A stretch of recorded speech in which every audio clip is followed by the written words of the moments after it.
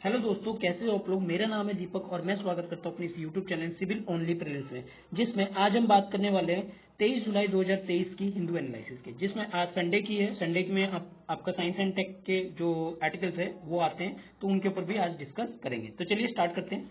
सबसे पहला जो आर्टिकल है वो हमारा है invasive weed threaten elephant habitat इन तमिलनाडु। क्या बताया जा रहा है, देखिए। एलिफेंट को हम लोग हैबिटेट करने में, यानी कि उनकी जगह को सुरक्षित करने में हम बहुत सारे स्टेप्स वगैरह लेते हैं, लेकिन उन स्टेप्स के साथ साथ हमें और भी चीज करते हैं, जिस तरह जैसे कि आपके मैन एंड एनिमल की कॉन्फ्लिक्ट, इसको भी हम लोग क्या करते हैं, सेफ गार्ड करने की कोशिश करते हैं। और इसके लिए सबसे बड़ी जिम्मेदारी होती है कि भैया एलिफेंट को सेफ गार्ड करना है। एलिफेंट जो है आज के टाइम पे आपको पता है, हम बहुत सारे प्रोग्राम जैसे माइक वगैरह प्रोग्राम जो है, या हाथी मेरे साथी, इस तरह के प्रोग्राम जो है हम लोग लॉन्च कर चुके हैं, जिससे कि एनिमल्स को क्या हो, जो एलिफेंट्स की जो है सेव हो। और अगर बात की जाए एलिफेंट की, तो सबसे ज्यादा खतरा होती है कहाँ पे, आपकी रेलवे लाइन पे ये क्रॉस करते हैं, जिसके कारण से रेलवे जो ट्रेन वगैरह होती है वो क्या कर देती है, इनको हिट करती है। और ये भी एक तरह का एनिमल और जो मैन है उनके कॉन्फ्लिक्ट को दर्शाता है। और साथ ही साथ इलेक्ट्रिक वायर, हम वीज वगैरह का यूज करते हैं, जिससे कि इनको क्या किया जाता है, ह्यूमन और एनिमल के कॉन्फ्लिक्ट की क्या किया जाए, दूर रखा जाए। और लेकिन साथ ही साथ एक और चीज प्रॉब्लम है, यहाँ पे खतरा बताई जा रही है, इनवेजिव वीड्स के बारे में बताया जा रहा है। ये इनवेजिव वीड्स क्या होती है, जैसे सपोज कीजिए आप इस बड़े एरिया में, मैं यहाँ पे बनाता हूँ, इतने बड़े एरिया में क्या करते हैं, आप कोई पौधे जो है लगाते हैं, इतने बड़ी एरिया में आपने पौधे लगाए। अब पौधे जब लगाएंगे तो उसको अगर 2 महीने के बाद देखेंगे तो उसके साइड साइड में जो आपने फसल लगाई, आपने जो पौधे लगाए, सपोज कीजिए आपने ये एक पौधे जैसे कि गन्ने की खेती लगाई, ठीक है। गन्ने की खेती के साथ साथ अगर साइड में मान लीजिए कुछ छोटे छोटे पौधे भी आ जाते हैं, उनको क्या कहा जाता है, विड्स कहा जाते हैं, यानी कि हिंदी में कहे तो खरपतवार, ठीक है। मतलब एक्स्ट्रा पौधे जो आप नहीं चाहते हैं लगाना, लेकिन वो अपने आप आ जाते हैं, तो उसको हम लोग क्या कहते हैं, विड्स कहते हैं। तो यहाँ पे इन्वेजिव विड्स जो होती है वो कहीं ना कहीं खतरा हो जाता है, किसके लिए, एलिफेंट्स के लिए, यानी कि इनके हैबिटेट के लिए। क्या करते हैं, अगर ये विड्स एक बड़े एरिया में फैल जाएंगे तो ये एलिफेंट क्या करेंगे, उसको खाने की कोशिश करेंगे। जब वो खाने की कोशिश करेंगे तो उनको क्या होगा, हेल्थ खराब होगी, तो उनकी हैबिटेट पे क्या होगी, कहीं ना कहीं प्रॉब्लम आएगी, और वो जो जहां पे रहते हैं उस एरिया में क्या आएगी, ज्यादा से ज्यादा प्रॉब्लम आएगी। तो यही चीज यहाँ पे बताया जा रहा है कि जो तमिलनाडु के हिली स्टेशन वगैरह है, जहाँ पे एलिफेंट की मात्रा ज्यादा होती है, देखिए कर्नाटका में आपके एलिफेंट जो है ज्यादा मात्रा में पाई जाती है, कर्नाटका आपके तमिलनाडु वगैरह में जो ज्यादा मात्रा में एलिफेंट वगैरह पाई जाती है। और यहाँ पे अगर इस तरह की इन्वेजिव बीड्स जो हैं वो अगर ज्यादा हो गएंगे तो इनको ग्रेजिंग करने से क्या होगा, इनको प्रॉब्लम जो है बढ़ जाएगी, जिससे इनकी हैबिटेट वगैरह जो एलिफेंट की हैबिटेट वो कहीं ना कहीं खतरा बन जाता है, ठीक है। और कभी कभी ये इन्वेजिव स्पीसीज जो होती हैं, जो अच्छी पौधे होते हैं, उनको भी खा जाते हैं, तो उनको भी जो न्यूट्रिशन है, उनको न्यूट्रिशन नहीं मिल पाता, ये उनकी न्यूट्रिशन ले जाते हैं, जिसकी वजह से और ज्यादा प्रॉब्लम फेस करना पड़ता है, ठीक है। चलिए आगे बढ़ते हैं। अगला आर्टिकल है free liberal bond to past इन उड़ीसा। क्या बताया जा रहा है, देखिए यहाँ पे अगर बात की जाए, कुछ फैमिली को रिकवर किया गया, कुछ फैमिली को जो है रेस्क्यू किया गया, ठीक है। और वो क्या कर रहे थे, आपके केरल में जाके बॉन्डिंग लेबर की तरह काम कर रहे हैं। अगर हम बॉन्डिंग लेबर की बात करें, ठीक है, तो हमारे आर्टिकल 22, 23 में बात करते हैं हम लोग बॉन्डिंग लेबर के बारे में, यानी कि चाइल्ड के बारे में भी बात करते हैं, साथ में जो भी आपकी ट्रैफिकिंग वगैरह है उनकी बात करते हैं, ठीक है। तो यहाँ पे हमारी कॉन्स्टिट्यूशनल राइट्स है कि हम बॉन्डेड लेबर को जो है फ्री रखें अपने जो वर्क से। बॉन्डेड लेबर का मतलब क्या होता है, जैसे सपोज कीजिए बॉन्डेड लेबर एक पर्सन है, ए पर्सन है, और उसको कोई बी पर्सन क्या कर रहा है, बहुत ज्यादा परेशान कर रहा है, बोल रहा है भैया आपने मुझसे कर्जा लियो तो आपको 12 घंटे तक तो काम करना पड़ेगा, साथ ही साथ 12 घंटे के बाद आपको खाना पीना भी कम मिलेगा, ठीक है, यानी कि न्यूट्रिशन कम मिलेगा, आपको वेजेस कम मिलेगा, ठीक है। तो इस चीज से प्रॉब्लम जो होती है, ये हमारे कॉलोनियल टाइम पे जो लेबर वगैरह को जैसे बॉन्डेड लेबर वगैरह बना के या फिर स्लेव्स वगैरह बना के रखते थे, उस टाइम को अगर आज के टाइम देखा जाए तो आज इसको बॉन्डेड लेबर के रूप में, यानी कि बंधुआ मजदूरी के रूप में देखा जाता है। मतलब एक इंसान को इतना ज्यादा प्रेशराइज करना कि उस काम के लिए कि वो करता ही रहे, और उसके लिए उसको पैसे भी जो पैसे है वो कम करना। तो पैसे हो या वेजेस हो या वर्किंग आवर हो वो भी बहुत ज्यादा बढ़ा देना, जिससे कि उससे मजदूरी जो है किया जाए। अगर बात की जाए यहाँ पे जो लेबर एक्ट में लेबर सिस्टम की जो अबोलिशन एक्ट है 1976 में, जैसे कि मैंने बताया कि कुछ लोगों को क्या किया गया, रेस्क्यू किया गया बॉन्डेड लेबर से। कहां से? आपकी तिरुवल्लुर डिस्ट्रिक्ट, जहां आपके केरल से, ठीक है। जब यहाँ से डिस्ट्रिक्ट से इनको रिकवर किया गया तो इनको कुछ कंपनसेशन की बात की गई, ठीक है। और इनको जब कंपनसेशन की बात की गई, वो कितनी बात की गई? They should have receive 20,000 each, जो है जो कि उड़ीसा से बिलोंग करते थे ये लोग, ठीक है। और यूनियन गवर्नमेंट की जो एंटी स्लेवरी एक्ट है उसके अंदर में इनको 20-20 हजार रुपए जो है प्रोवाइड किए गए। लेकिन जब अगर हम बात करें, साथ ही साथ इनको रिहेबिलिटेशन असिस्टेंस भी जो है प्रोवाइड की जाएगी, किसके अंडर में? 2016 के अंडर में जो है प्रोवाइड की जाएगी, ठीक है। अगर बात की जाए वुमेन्स की, वुमेन्स को यहाँ पे 2 लाख देने की बात की गई है, और यहाँ पे जो 2016 के हिसाब से 1 लाख जो है मैन को देने की बात की गई है, ठीक है। और अगर बात करें बच्चों की या वुमेन ट्रांसजेंडर की जो कि रेस्क्यू होते हैं कि सेक्सुअल एक्सप्लॉयटेशन से, तो उनको 3-3 लाख रुपए देने की बात यहाँ पे की जाती है। अगर हम बात करें लगभग 2000 से ज्यादा जो बॉन्डेड लेबर है उनको कहीं ना कहीं रेस्क्यू किया गया अलग अलग स्टेट से, जो कि उड़ीसा से बिलोंग करते थे और अलग अलग स्टेट्स में जाके काम करते थे, उनको कहीं ना कहीं रेस्क्यू जो है किया गया है। यहाँ पे इस चीज की बात की जा रही है। अगर बात की जाए गवर्नमेंट फंडिंग की, तो 1978 से लेकर 2014-15 तक सेंटर ने क्या किया है, 81,000 जो है 81.826 करोड़ जो है वो कहीं ना कहीं रिहेबिलिटेशन सेंटर में असिस्टेंस के रूप में प्रोवाइड किया है, जिससे कि जो ये बॉन्डेड लेबर है इनको रिहेबिलिटेशन किया जाए, क्योंकि इनके जो मेंटली प्रेशर है, इनकी जो मेंटली हालत है वो कहीं ना कहीं स्टेबल नहीं रहती, जिसके कारण से इनको रिहेबिलिटेशन सेंटर की जरूरत पड़ती है। इस वजह से क्या किया है सेंटर ने, अब तक देखा जाए तो 81 यानी कि हम कह सकते हैं 82 करोड़ जो है वो कहीं ना कहीं रिहेबिलिटेशन असिस्टेंस में इन्होंने खर्च किया है। और साथ ही साथ 2,80,213 लेबर को क्या किया, बॉन्डेड लेबर को कंट्रीज में रिलीज भी किया है, मतलब उनको छुटकारा मिला है। अगर हम बात करें डाटा की, तो डाटा में इकोनॉमिकल कास्ट सेंसस 2011 क्या कहती है कि 8,304 बॉन्डेड लेबर जो है उड़ीसा में रेस्क्यू किए गए, ठीक है। 8,304 जो है उड़ीसा में जो है रेस्क्यू किए गए। और कहीं ना कहीं ये जो चीजें हैं कहीं ना कहीं थोड़ी आज के टाइम पे प्रॉब्लमेटिक सिचुएशन है, क्योंकि ये इसमें बहुत सारे जो होते हैं ट्राइबल पीपल्स होते हैं, जो इलिटरेट पीपल होते हैं, मोस्टली उनको क्या किया जाता है, शिकार बनाया जाता है और उनसे ये जो है मजदूरी करवाया जाता है, ठीक है। चलिए आगे बढ़ते हैं। अगला आर्टिकल है हमारा आईएनएस किरपान, जो कि जीएस 3 के लिए इंपॉर्टेंट है, ठीक है। अब यहाँ पे साइंस जो आपके आईएनएस किरपान है उसको क्या किया गया, डीकमीशन किया गया है इंडिया के नेवी के द्वारा, और साथ ही साथ इसको क्या किया गया है, गिफ्ट देने की बात की गई। किसको गिफ्ट देने की बात की गई है? आपके वियतनाम को, ठीक है, वियतनाम को गिफ्ट देने की बात की गई है। और ये जो अनाउंसमेंट है वो 19 जून को डिफेंस मिनिस्टर द्वारा किया गया था कि हम आईएनएस किरपान को, जो कि कितने साल से सर्व कर रहा था, 32 ईयर से इंडियन नेवी में सर्व कर रहा था, अब उसको क्या किया गया है, डीकमीशन कर दिया गया है इंडियन नेवी से, और उनको क्या किया गया है, किसको प्रोवाइड कर दिया गया, वियतनाम को प्रोवाइड एज ए गिफ्ट के रूप में प्रोवाइड कर दिया गया। इससे क्या फायदा होगा, इससे बेनिफिट क्या होगा, सबसे पहले ये जानिए। अगर आप किसी को गिफ्ट दे रहे हैं, इसका मतलब आपकी जो बायलैटरल रिलेशन यानी कि अब ये GS3 प्लस GS2 के हिसाब से भी इंपॉर्टेंट है, इंटरनेशनल रिलेशन के हिसाब से भी इंपॉर्टेंट है। बायलैटरली जो रिलेशन है वो भी कहीं ना कहीं इंक्रीज करेंगे। साथ ही साथ अगर आप इन चीजों में हेल्प करेंगे तो इंपोर्ट और एक्सपोर्ट यानी कि फॉरेन डायरेक्ट इन्वेस्टमेंट, जो पैसे का यानी कि मैं एक सिंपल से वर्ड कहूं तो इकोनॉमिकल कंडीशन जो है वो कहीं ना कहीं अच्छी बनेगी, इकोनॉमिकल ट्रेड जो है वो क्या होगी, अच्छी होगी। और तीसरी चीज अगर बात करें, इंडियन ओशन आज के टाइम पे कितना इंपॉर्टेंट है वो हर कोई जानता है, ठीक है। इंडियन ओशन पे जो सिक्योरिटी का खतरा है उसको क्या करेंगे, इनको मिटिगेट करने का भी काम करेंगे। और साथ ही साथ दोनों देश का जो कॉर्पोरेशन है वो भी क्या होगा, इंक्रीज होगा। इसीलिए क्या बताया गया है, जो आईएनएस किरपान है जो इंडियन नेवी में सर्व कर रहा था उसको वियतनाम को क्या किया गया है, प्रेजेंट किया गया है, किसके द्वारा, इंडियन नेवी के द्वारा, जिससे कि जो आपके डिफेंस मिनिस्टर है उनके द्वारा इस चीज को बताया गया है, ठीक है।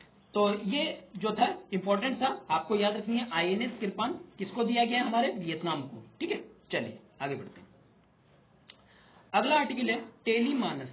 Tele-MANAS helpline run by government has fielded 2 lakh distress call. देखिए क्या है, गवर्नमेंट ने क्या किया था, अक्टूबर 2022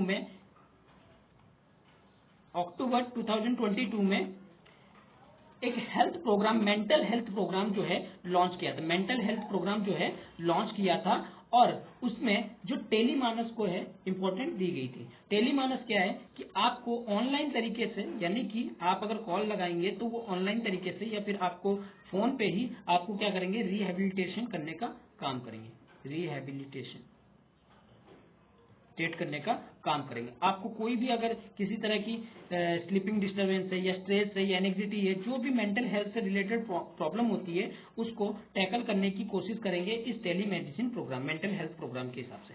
और इसमें जो प्रोग्राम चलाया गया था वो कौन सा चलाया गया था, टेलीमानस। कौन सा, टेलीमानस, जिसमें अभी बताया गया इसमें 2 लाख कॉल जो है वो रिसीव कर, अलग अलग पार्ट से इंडिया के अलग अलग हिस्सों से क्या किया गया है, 2 लाख।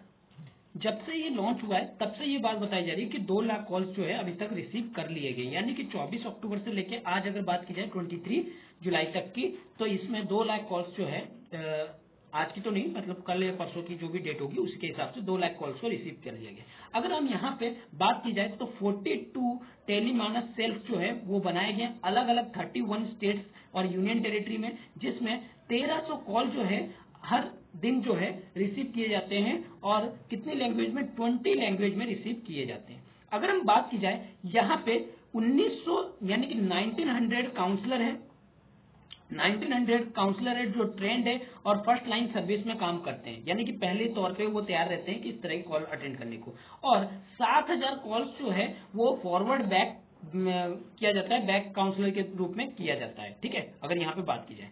और अगर बात की जाए कॉलर को जो भी स्पेशलिस्ट केयर की जरूरत पड़ती है, कुछ भी सर्विस की जरूरत पड़ती है, वो भी यहाँ पे प्रोवाइड जो है किया जाता है। अगर बात की जाए 2 लाख कॉल्स में से, जिसमें 59.6% जो है मेल कॉलर थे और 40% जो थे वो फीमेल कॉलर होते हैं, यानी कि जो स्ट्रेस की प्रॉब्लम है यहाँ सबसे ज्यादा किसको है, मैन को दिखा रहा है और फीमेल की संख्या यहाँ पे क्या है, कम है, जो यहाँ पे बताया जा रहा है mental health and neuro science के द्वारा ये रिपोर्ट बताया जा रहा है। अगर इसकी हेल्पलाइन की बात करें, ये कौन से नंबर पे मतलब इनको कॉल किया जाता है, 14416 या 1800891441 ये कॉलर जो है दिया गया है। इसमें आप लैंग्वेज को सिलेक्ट करके इसमें आप भी किस तरह की हेल्प जो है, मेंटल स्ट्रेस की हेल्प ले सकते हैं। चलिए आगे बढ़ते हैं। ये आपके GS3, ठीक है, इन्वायरमेंटल से रिलेटेड क्या बताया जा रहा है, captive bred vulture takes wings in forest expansion. देखिए क्या बताया जा रहा है।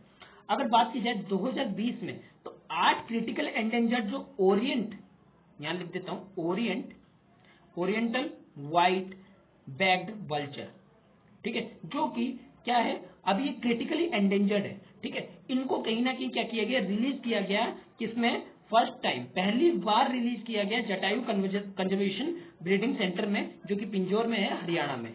यहाँ पे इनको सर्वे पे रखा गया है। ठीक है, इनको सर्वे पे रखा गया है और सर्वे से हमें क्या पता लगा कि इनकी जो कहीं ना कहीं संख्या, अगर इसको ब्रीडिंग ठीक से होती जाए तो ये कहीं ना कहीं बढ़ते जाएंगे, क्योंकि अभी तक ये क्या है, क्रिटिकल एंडेंजर्ड है। सिर्फ यही क्रिटिकल एंडेंजर्ड नहीं है, और भी बहुत सारे जो आपके जैसे आपके लॉन्ग वायलेट है, स्लेंडर वायलेट है, वो भी कहीं ना कहीं क्या हो रही है, क्रिटिकली एंडेंजर्ड के कैटेगरी में आ रही है। और इनका मेन प्रॉब्लम क्या बनता है कि आपकी जो नॉन स्टेरॉइड एंटी इन्फ्लामेटरी, यानी कि जो जानवरों में दी जाती है, जो काउस वगैरह में दी जाती है, कि उनको इन्फ्लामेटरी नहीं हो, मतलब दर्द वगैरह ना हो, उसके लिए जो वो डाइक्लोफिन दी जाती है, वो क्या होती है, इनके बॉडी में रह जाती है। जिसके बाद जब ये डेथ कर जाते हैं, जो काउस वगैरह होती है, एनिमल्स वगैरह होती है, वो अगर डेथ कर जाती है तो ये क्या होती है, ये प्रॉब्लम हो जाती है उन वल्चर्स के लिए। क्यों, वल्चर जो है हमारे इन्वायरमेंट को क्लीन करने का काम करते हैं, इन्वायरमेंट को क्लीन करने का काम करते हैं। और जब ये कोई जानवर जो है डेथ कर जाएगा तो वो उनके क्या करते हैं, उनको खाना स्टार्ट कर देते हैं, जिसके कारण से उनके अंदर जो डाइक्लोफिन है जब इनके अंदर जाता है तो वो क्या होता है, इनका जो डेथ है वो सबसे ज्यादा इंक्रीज हो जाती है। ठीक है, तो इस वजह से ये क्या है, क्रिटिकली एंडेंजर्ड है। अगर हम बात करें 1993 से, तो यहाँ पे एस्टिमेट किया गया है जो 40 मिलियन वल्चर है इंडिया में, वो स्टडी क्या हो गया है, एस्टिमेट किया गया है कि 40 मिलियन जो है वल्चर्स है इंडिया में 1993 में। और इसमें अगर 3 स्पीसीज की बात करें जो कि ये कौन कौन सी, ओरिएंटल व्हाइट बैक्ड, लॉन्ग बाइलेड और स्लेंडर बाइलेड, ये कहीं ना कहीं डिक्लाइन हो रहे हैं। 97% तक ये डिक्लाइन हो चुके हैं 1990 से, ठीक है। और इनके लिए अलग अलग प्रोग्राम जो है चलाए जा रहे हैं। जैसे अगर हम बात करें IUCN की कंजर्वेशन के हिसाब से, तो इनको शेड्यूल 1 में रखा गया वाइल्ड लाइफ प्रोटेक्शन एक्ट 1972 में, जो कि सबसे हाईएस्ट लेवल का प्रोटेक्शन है, इनको प्रोटेक्ट किया जाए। और साथ ही साथ इनको प्रोटेक्ट करने के लिए आपको पता होगा कि बॉम्बे नेचुरल हिस्ट्री सोसाइटी के द्वारा क्या किया गया है, जो इनकी वल्चर के लिए प्रोग्राम किया गया, जिसमें वल्चर टेबल को जो है एक्सपेंशन करने की बात की गई। मतलब वहां पे वल्चर को क्या है, कैपिटिव किया जाएगा, रखा जाएगा, उनको खिलाया जाएगा। इस तरह की वल्चर टेबल जो है अरेंजमेंट किए गए हैं। और साथ ही साथ जो डाइक्लोफिन है, डाइक्लोफिन को क्या कर दिया गया, पूरी तरह से इंडिया में बैन कर दिया गया है। क्यों? क्योंकि इनकी सबसे ज्यादा अगर डेथ होती है तो डाइक्लोफिन से होती है, डाइक्लोफेन से क्या होती है, इनकी मौत होने की वजह से इनको क्या किया गया, बैन कर दिया गया है। अगर हम इनकी बात करें, ये कहाँ सबसे ज्यादा पाए जाते हैं, इनके जो सेंटर्स वगैरह, इनके रिहेबिलिटेशन सेंटर्स वगैरह जो है वो मध्य प्रदेश में मिल जाएगा, आपको असम वगैरह में मिल जाएगा, राजस्थान, और एंड 3 टाइगर रिजर्व महाराष्ट्र में भी पाया जाता है, ठीक है। और साथ ही साथ यहाँ पे ध्यान रखा जाता है कि जो टाइगर रिजर्व हो वो क्या हो, फ्री हो किससे, ह्यूमन और लाइफ स्टॉक से, और जो कि सफिशिएंट जो होती है प्रे होती है किनके लिए, आपके वल्चर के लिए, ठीक है। अगर हम बात करें वल्चर्स के सेफ जोन की, इनकी 30,000 स्क्वायर किलोमीटर का एरिया मिला हुआ है, लेकिन इनको सबसे ज्यादा खतरा जो है वो है ड्रग डाइक्लोफिन से, ठीक है। तो ये सारी चीजें बताया जा रहा है। अगर इनको कहीं ना कहीं अगर आपको कंजर्व करना है तो इन पे पूरी तरह से आपको क्या करना पड़ेगा, ब्रीडिंग सेंटर पे इनको कंजर्वेट करना पड़ेगा। जैसे कि आपके जटायु कंजर्वेटिव ब्रीडिंग सेंटर है, और ये पूछा जाता है कि जटायु कंजर्वेशन ब्रीडिंग सेंटर कहाँ पे है, आपका हरियाणा में है, ठीक है। ये इंपॉर्टेंट हो जाता है। चलिए आगे बढ़ते हैं। अगला आर्टिकल है हमारा, genomic data throw light on demise of copper age. क्या बताया जा रहा है, जो जीनोमिक डाटा है वो क्या कर रहा है, यहाँ पे कहीं ना कि कॉपर एज में जिस तरह की डिमाइस हुआ है, अंत हुआ है, उसके ऊपर क्या कर रहा है, एक लाइट प्रकाश डालने का कोशिश कर रहा है। देखिए क्या बताया जा रहा है, जब एक एनालिसिस किया गया एंशिएंट ह्यूमन जीनोमिक डाटा के द्वारा, जिसमें ये सजेस्ट किया गया जो कॉपर एज के जो फार्मर है, कॉपर एज के जो फार्मर है और स्टेपी पेट्रोल है, वो कहीं ना कहीं इंटरेक्ट हुए थे। देखिए कॉपर एज और जो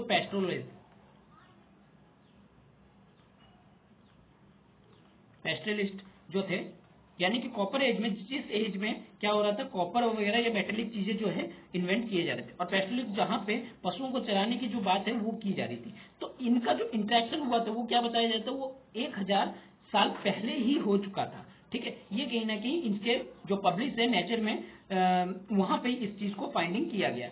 अब यहाँ पे बताया जा रहा है जो डिमाइसेस है कॉपर एज का और एक्सपेंशन है पेट्रोलिस एज का, वो कब हुआ, 3300 बीसी में जो है इनका एक्सपेंशन हुआ, यानी कि कॉपर एज का खत्म होगा और यहाँ पे पेट्रोलिस एज का जो है वो राइज हुआ, ठीक है यहाँ पे। और उससे पहले 1000 पहले ही क्या हो गया था, यहाँ पे इनका इंटरेक्शन जो है धीरे धीरे होने लग गया था, जिसके वजह से क्या हुआ, ये धीरे धीरे उनकी जो एरिया है उनको कैप्चर करने जो लगे। यानी कि कॉपर एज से, अगर हम कॉपर एज की बात करें, यहाँ पे प्रीवियसली एनालिसिस क्या किया गया था कि जो एंशिएंट जीनोमिक डाटा है उसके हिसाब से ये सजेस्ट किया गया था जो 2 मेजर जेनेटिक टर्नओवर देखे गए थे इस इवेंट्स में। कहाँ कहाँ पे, एक वेस्टर्न यूरेशियन में, ठीक है, और दूसरी चीज आपकी कहाँ पे, जो आपका ब्लैक सी रीजन है उस एरिया में, ठीक है, ब्लैक सी रीजन और वेस्टर्न यूरेशिया, ठीक है।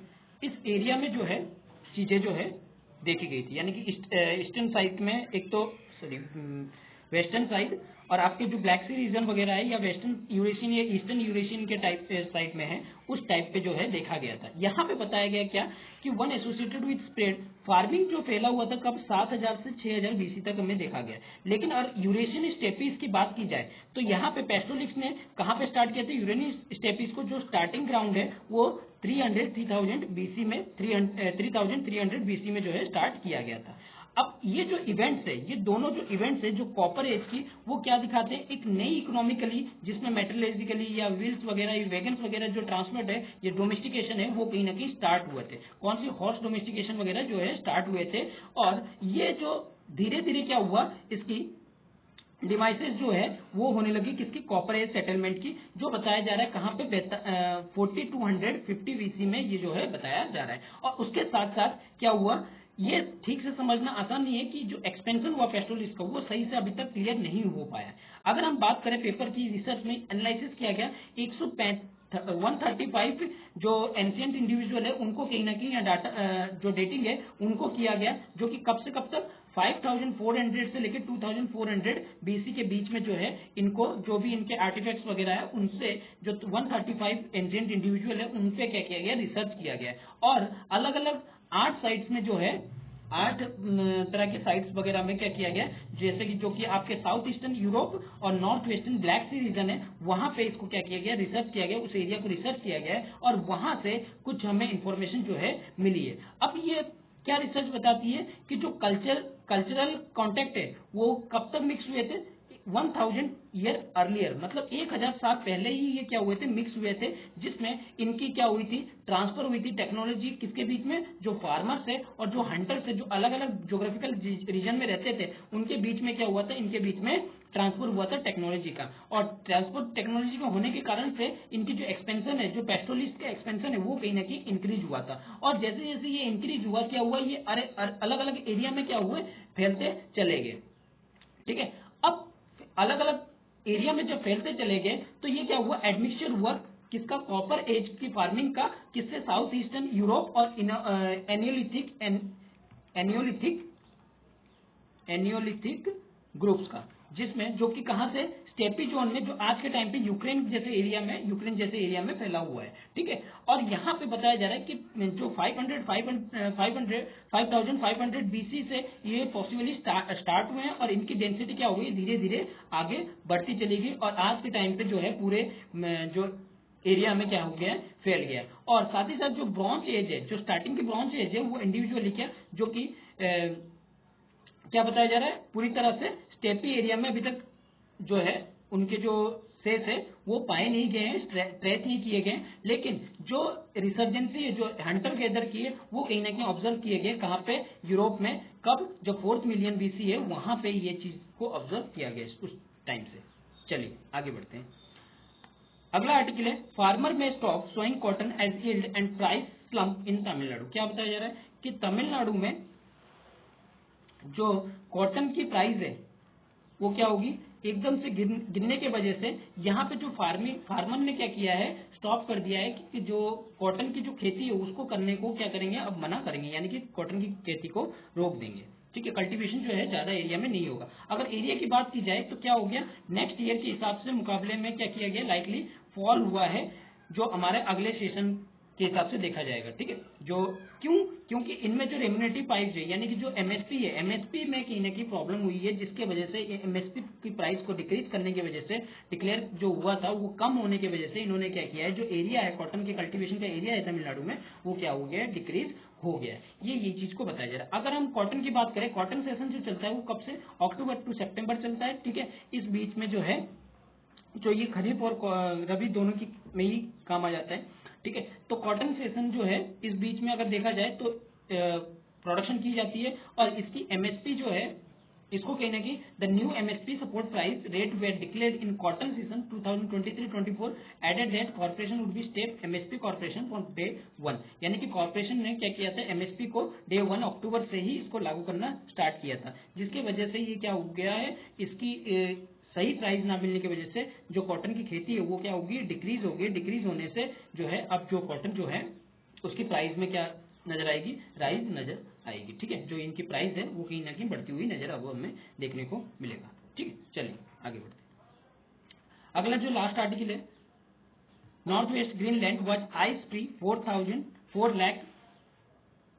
Lakh year ago. क्या बताया जा रहा है कि 4 लाख ईयर एगो, क्या बताया जा रहा है, जो नॉर्थ वेस्ट ग्रीनलैंड है वो क्या हो जाएगा, आइस फ्री हो जाएगा। यानी कि यहाँ जो पूरी आइस है वो कहीं ना कहीं जल्द ही, मतलब 4 लाख साल पहले ही क्या हो जाएगा, आइस फ्री हो जाएगा, क्योंकि ड्यू टू ग्लोबल वार्मिंग।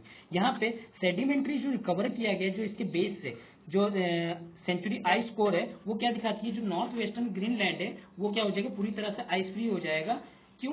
क्योंकि यहाँ पे ग्लोबल वार्मिंग जो है बढ़ रही है, ग्लोबल आइस की जो कंट्रीब्यूशन है वो क्या हो रही है, धीरे धीरे कम होती जा रही है। अगर हम ग्रीनलैंड की आइस शीट की बात करें, जो कि कंट्रीब्यूट करती है 1.4 मीटर सी लेवल इक्विवेलेंट, जो कि ग्लोबल सी लेवल को, जो इंटरग्लेशियल है उनके बीच में जो राइज कराती है, मतलब सी लेवल को, वो कितना 1.4 मीटर जो है राइज कराती है।